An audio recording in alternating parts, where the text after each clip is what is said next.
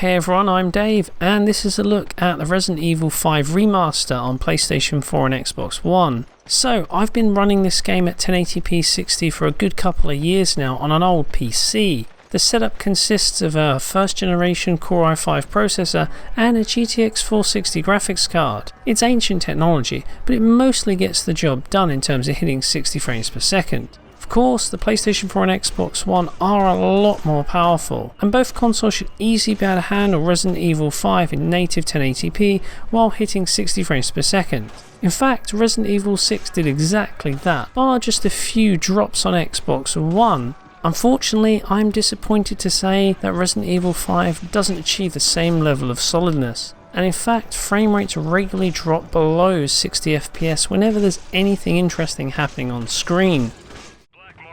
So take a look at this sequence at the beginning of the game here. We're simply strolling through a quiet African village, and yet frame rates are almost locked at 50 FPS on PS4 and fall into the mid 40s on Xbox One.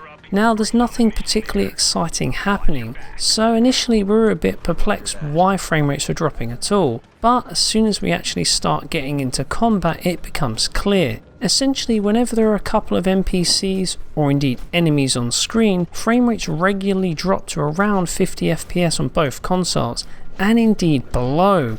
This is particularly noticeable in an early boss fight. Here we're surrounded by multiple enemies and of course battling it out with a giant Axeman, and frame rates in this scene fall way below 60 FPS.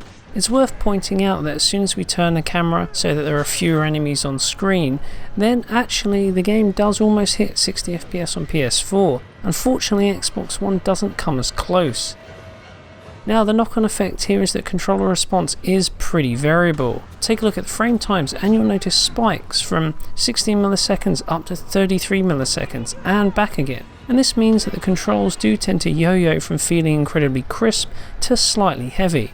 So I guess the important question is this remaster actually better than the 360 and PS3 versions? Well, yes it is. The game is definitely more fun to play on current gen consoles, but the experience just isn't as solid as we'd like. The controls do feel crisper and more responsive, and this makes the shooting have a much lighter, less heavy feel. Of course, the issue here is that we're not looking at a consistent level of stability throughout, and that can be annoying.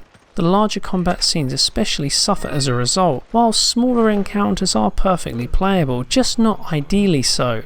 Now it's worth bearing in mind that there is no day one patch available for this game yet. In fact, we're not sure if Capcom are planning an update, but hopefully they will. Resident Evil 6 was arguably a poorer quality game, but performance wise it runs a lot better on PS4 and Xbox One, and indeed we'd really like to see Resident Evil 5 hit the same 1080p 60 standard. Anyway, that's it for today. We'll be taking a closer look at the Resident Evil 5 remaster with a comparison video soon, but until then don't forget to give us a like if you enjoyed the video, and remember to subscribe to support Digital Foundry. Thanks for watching, and I'll see you soon.